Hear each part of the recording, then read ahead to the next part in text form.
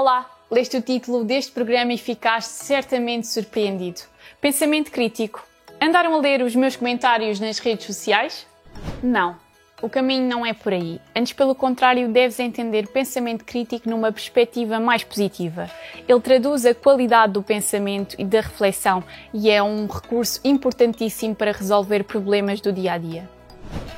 Falamos mais uma vez de uma competência essencial para a vida em comunidade. Pensar de forma crítica é refletir acerca do que nos rodeia, das alternativas que temos e das escolhas que devemos ou não fazer. O pensamento crítico é um pensamento sensato, reflexivo e focado no que devemos acreditar ou fazer.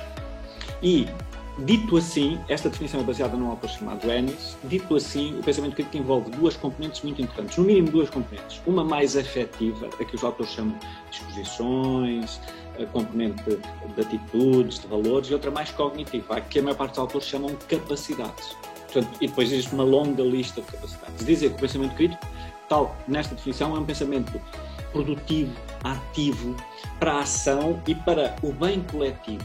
E por isso é que nós acrescentamos depois outros adjetivos e advérbios para salientar, porque o crítico na língua portuguesa e na nossa cultura latino-crítica é muitas vezes ligado ao bota abaixo. Não é esse o sentido do pensamento crítico. O pensamento crítico é um pensamento construtivo, é um pensamento para se viver e interagir com os outros de forma construtiva, positiva e ativa. O pensamento crítico é uma determinada atitude proativa perante tudo aquilo que nos circunda, não é?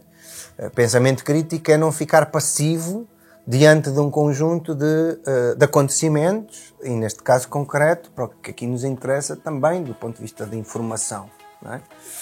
E, portanto, ter um pensamento crítico é desenvolver uma capacidade de autoanálise, de autorreflexividade, como dizem alguns sociólogos, o Guilherme à cabeça, por exemplo, ter uma capacidade avaliativa de, no fundo, aquilo que nos circunda, não é? E, portanto, essa competência não é uma competência inata, é uma construção que se faz, é uma aprendizagem. Tentamos já fazer um resumo. O que é então pensamento crítico?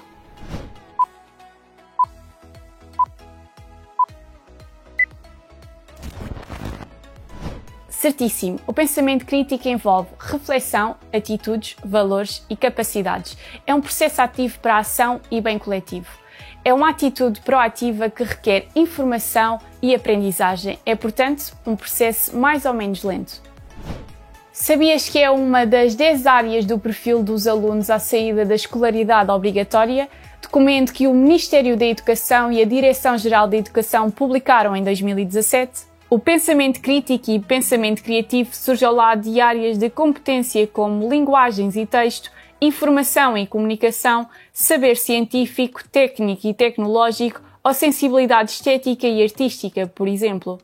No referencial é definido da seguinte forma: as competências na área de pensamento crítico requerem observar, identificar, analisar e dar sentido à informação, às experiências e às ideias e argumentar a partir de diferentes premissas e variáveis. Exigem o desenho de algoritmos e de cenários que considerem várias opções, assim como o estabelecimento de critérios de análise para tirar conclusões fundamentadas e proceder à avaliação de resultados.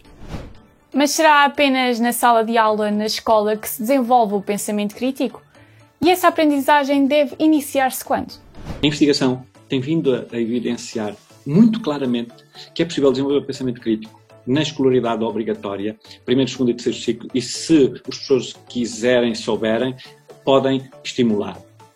É preciso distinguir. Primeiro, são estratégias que se podem usar a nível educativo, na sala de aula, em contextos formais de educação. Outra coisa, e outro aspecto e outro campo em que podemos mobilizar e estimular o pensamento crítico é nos contextos informais, familiares, reuniões, a ver um filme, etc. E, portanto, nesses dois patamares, o que sabemos da investigação é que é possível desenvolver algumas capacidades e disposições a partir dos 3 anos. Portanto, logo no pré-escolar é possível, do ponto de vista formal e do ponto de vista familiar, desenvolver, e há uma série de estratégias genéricas e uma estratégia. Os próprios meios de comunicação, como agentes de informação, como agentes não devem ser só de informação, também de conhecimento, não é? devem-nos ajudar, no fundo, a fazer essa tarefa. Não é? Por exemplo, para darmos um exemplo concreto, e que é importante, agora na questão da pandemia, não é? Onde se fez muita discussão até de questões de natureza científica, não é? Mas como há um caudal imenso de informação, resultante até dos mecanismos digitais, não é? Temos acesso a imensa informação, é preciso fazer uma triagem dessa informação. Nem toda a informação tem qualidade informativa, não é?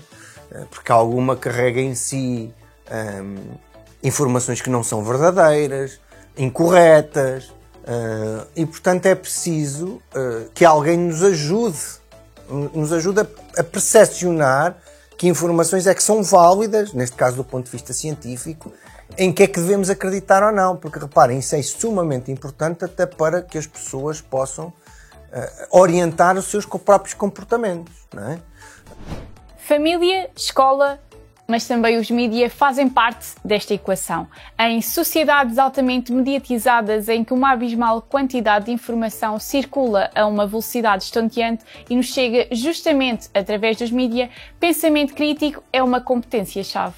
E se a esta evidência juntarmos desinformação e níveis de literacia mediática em Portugal, percebemos que é necessário desenvolver este conjunto de competências. E, portanto, os mídias devem ter esse papel também de nos ajudarem a percepcionar o que é certo, o que é errado do ponto de vista científico, não como juízo moral, não é? Nesse sentido. Não é? E, portanto, também são um dos agentes também que pode ajudar essa consciência crítica e à reflexão. Não é? E a perceber que sobre um mesmo fenómeno pode haver distintas interpretações e que tem várias camadas e, portanto, é preciso discutir essas camadas. É preciso ter predisposição e para isso é preciso criá-la, não é? Nas pessoas, não só nos jovens, em todas as pessoas. A questão da desinformação ou a questão, por exemplo, do efeito das notícias falsas, não é? Que é um problema que nós temos muito em cima da mesa hoje em dia, não é só um problema juvenil. Não é? Basta olhar para imensos estudos que foram feitos sobre esta matéria e que se percebe que é um problema transversal a toda a sociedade. Não é? Portanto,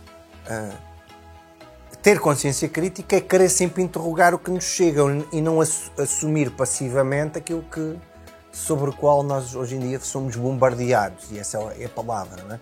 Até para nos ajudar a fazer a triagem do que é que devemos ou não consumir, do que é fiável e não é fiável, sobre aquilo que pode ser uma reflexão, eu diria, apropriada para se fazer. Se não houver um trabalho intencional, explícito, sistemático, de desocultar e avaliar a credibilidade da informação, as pessoas vão continuar, como o último estudo da literacia mediática mostrou, em Portugal e um pouco por toda a Europa, que acreditam em grande parte das informações falsas que são passadas nas redes sociais, desde logo. Mas não só. E, portanto, estamos perante uma emergência de uma cultura de mobilização de capacidades para avaliar a fonte, para avaliar o conteúdo da fonte e para avaliar a própria informação e a forma como ela é apresentada e é veiculada e os canais que são utilizados, etc. Tudo isso, se não for feito com um trabalho intencional, as crianças e os jovens e os adultos não desenvolvem espontaneamente, ou só porque veem televisão, ou só porque um especialista falar, ficam mais conhecedores.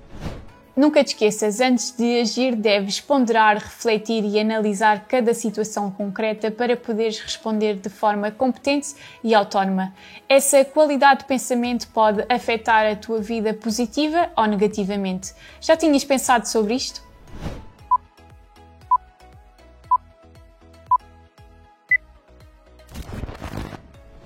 Mais duas questões. Que estratégias estarão na base da promoção do pensamento crítico? Recordas-te de algumas? Estou a falar de estratégias de questionamento oral e escrito, com questões intencionalmente focadas no pensar e não só na memorização. Estou a falar de estratégias como estruturadores gráficos, como mapas de conceitos, redes de conceitos, diagramas. Estou a falar de estratégias como trabalho prático, laboratorial e experimental, com capacidades como, por exemplo, controle de variáveis, e eu sou das ciências, onde na ciência, se o trabalho for bem feito, podemos desde o primeiro ciclo do ensino básico começar a trabalhar essa capacidade e que vamos depois aprimorando. Temos outras capacidades e outras disposições que podem ser desenvolvidas com estratégias como trabalho de projeto, trabalho orientado para a resolução de problemas, o problem-based learning, como é dito em inglês, o role-playing, ou jogo de pace e por aí adiante, desde que orientadas para a promoção do pensamento crítico.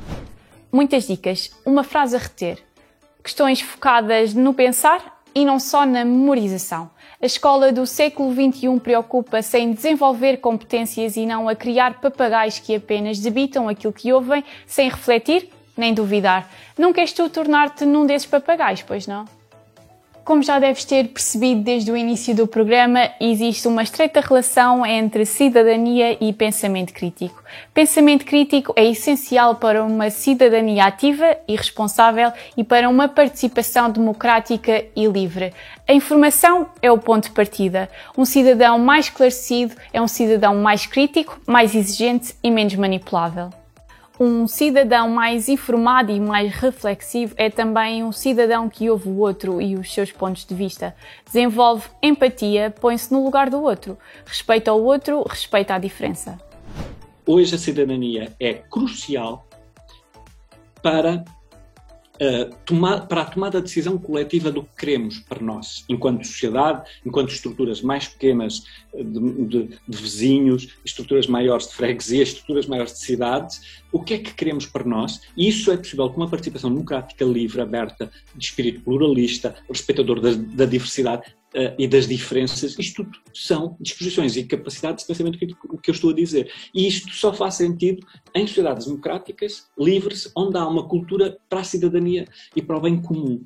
E aí o pensamento crítico desempenha claramente um papel crucial para um trabalho mais eficaz, mais produtivo. Só ter a consciência de que nós fazemos parte de uma coletividade e que temos um determinado compromisso com essa coletividade e, portanto, que nós somos seres sociais que na relação com os outros e que podemos interferir nesse tipo de relações e de comportamentos, já ter consciência crítica, que é qual é o meu papel no mundo, não é? E o que é que eu posso fazer para melhorar o sítio onde estou ou para poder dinamizar uma série de atividades que a mim me parecem importantes, não é? Portanto, a consciência crítica implica sempre eu querer participar, eu querer refletir sobre aquilo que acontece no mundo, portanto, ter uma capacidade de fazer uma leitura e que é uma leitura que tem alguma complexidade. Ora, isto tem que se aprender e, mais uma vez, a escola tem que ser, eu diria, um agente ativo do desenvolvimento dessa competência crítica. Como é que isso se pode fazer na prática? É refletir sobre esses próprios procedimentos, não é? É, por exemplo, ajudar os alunos a descodificar as notícias e o que é que está por trás das notícias e como é que determinado tipo de notícias constroem uma determinada tipo de percepção até social e como é que vão inculcando em nós uma série de ideias, muitas vezes subreptícias, que nós não nos damos conta. Portanto, o pensamento crítico é um instrumento que desmonta o que é aparente e que nos obriga a pensar para lá, citar aqui um autor que eu gosto muito, para lá das cortinas de seda, como diz o Marcel Mauss, do que parece evidente, do que parece naturalizado, não é? E, portanto, é querer olhar mais além. Isso é uma competência que se treina e que se tem que treinar ao longo da vida, nos diferentes ciclos,